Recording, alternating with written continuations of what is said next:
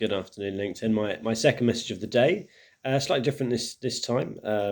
So I want to talk to people about their CVs in particular, and also like an agency's relationship with your CV, and the work that you put into it, and then what we do with it at the end of the day, and also like to follow through like what our clients see. So I've seen.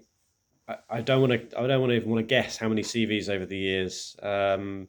11 and almost 11 and a half years in recruitment, uh, viewing easily 100 CVs a day, like hundreds of thousands of CVs I've looked at over this time, and every single one is different. And I've seen some really good CVs, and I've seen some CVs which are are very different and have their own value, but maybe not as easy to read. And I think that is really what makes the difference in a what I would say a good CV and a bad CV. It's not about finding some magic formula of a um, of like a special template that some people use, or having to have like this descriptive box that I know is very fashionable, or some of the Europass CVs. It's about its content, and it's about its ease of readability from a user's perspective. Using things like a good, easy understandable font. Calibri is an obvious one, but there's some other really good ones out there as well. I quite like Arial Nova myself.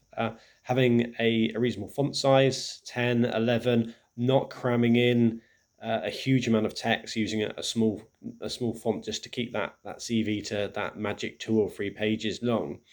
Um, when it comes to things like spacing, I think that's very important. Um, Not having too long a CV, I think that is important. Obviously, if you've got 25 years experience across a multiple different jobs and across the industry, then it's going to be a longer CV, and you shouldn't be hiding that. But certainly having more detail on the more recent jobs and cutting back a little bit on the detail on some of the past positions is probably going to help with the relevance of your application, because a job you were doing 25 years ago probably is very different to the job you're applying for at that stage. So I think that's all really important when CVs. I have done some videos on preparing a CV. Also, my colleague Michael Masumi, he did a good workshop also on LinkedIn. It was also a video post, very detailed on what a really good CV looks like. It wasn't the main sort of point of this post, actually. It wasn't to tell you about how to write a CV. It was more about the marketplace and our agency relationship with a CV. What I will do, and what most agencies will do when a CV comes in, we'll have to remove certain information, certain confidential information, such as contact details, has to be removed from that CV before we send it over to our clients. And also that CV is generally formatted as well, making sure that it's ascertained if there's any spelling mistakes, put into a neat format which complies with that company's standard. That is something that I've always practiced for a number of years.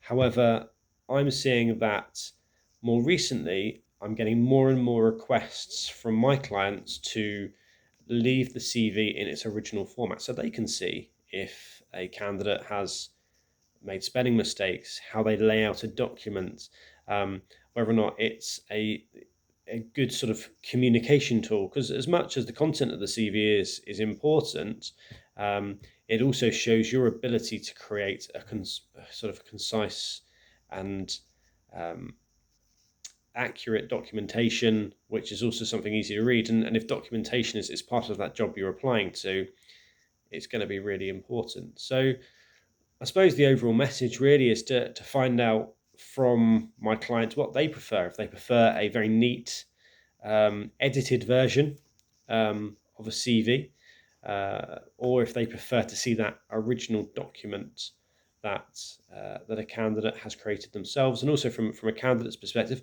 what advice, what help would you like when it comes to working on a CV? What do you now want to find out about what can be left off, what needs to be left on a CV as well? So if you're a client of mine and you want to share your opinion with regards to CVs and what you prefer, do let me know, because I don't often, or I don't as often, get that feedback as perhaps my clients would like to give me. It's very occasional that a client will turn around and say, "No, James, send me the original CV." So yeah, if this is a bugbear of yours and you want to see the original CVs, always let me know. And if you're a candidate, any advice on CVs, have some good example templates of things that I would usually set out a CV. Then also get in contact with me. But anything else on this, then please get in contact. Always like to hear from people.